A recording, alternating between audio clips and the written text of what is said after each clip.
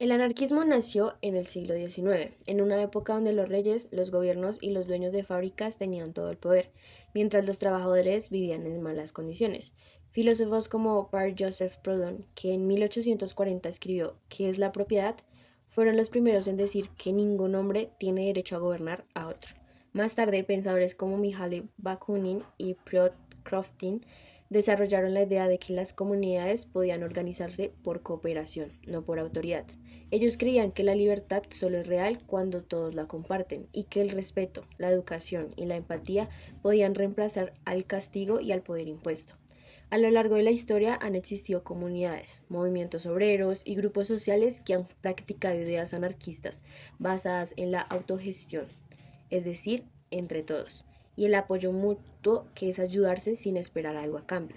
Básicamente, el anarquismo es creer que las personas son capaces de convivir sin amos, sin jefes y sin miedo, organizándose de manera libre y responsable, así como en La Esperanza, donde los habitantes descubrieron que la libertad no consiste en hacer lo que uno quiere, sino en construir juntos una vida donde todos tengan voz y nadie tenga poder sobre los demás.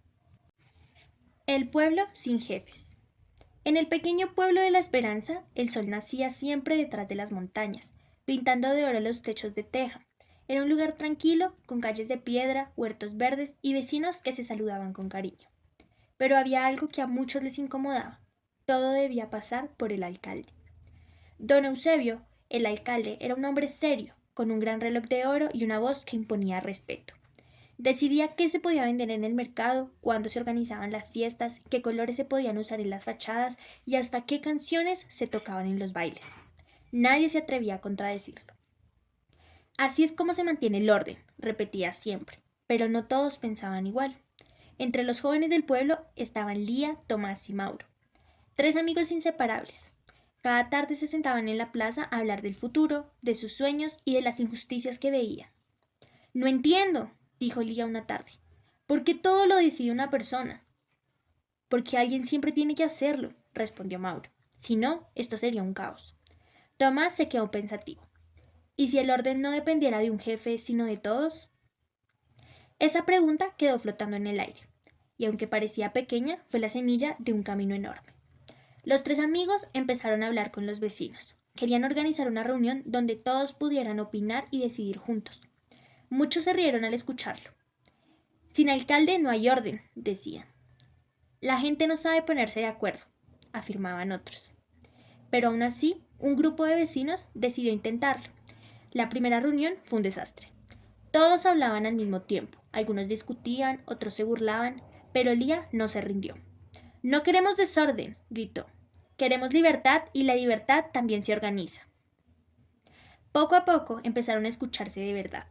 Decidieron turnos para limpiar el parque, para atender la escuela y para repartir los alimentos. Las decisiones se tomaban en grupo, sin mandos ni castigos. Si alguien se equivocaba, los demás lo ayudaban a mejorar. Con el tiempo, el pueblo empezó a florecer. No había necesidad de gritos ni órdenes. Cada persona trabajaba con gusto, sabiendo que su voz valía lo mismo que la de los demás. La esperanza cambió tanto que la gente de pueblos cercanos empezó a visitarlos para ver cómo vivían sin autoridad. Y un día llegó un político desde la ciudad, con su traje elegante y su sonrisa ensayada. Vengo a ofrecerles progreso, anunció. Si me eligen alcalde, les traeré leyes, carreteras y seguridad. El pueblo lo escuchó en silencio. Cuando terminó su discurso, Lía dio un paso al frente. Gracias, señor. Pero aquí aprendimos que el progreso también puede nacer del respeto, no de las órdenes. No necesitamos un jefe para convivir, solo confianza y responsabilidad. El político se marchó confundido, sin entender cómo un pueblo podía funcionar sin que alguien mandara. Esa noche, mientras todos se reunían alrededor de fuego, Mauro dijo sonriendo: ¿Recuerdan cuando creíamos que sin jefes todo sería un caos? Lía sintió.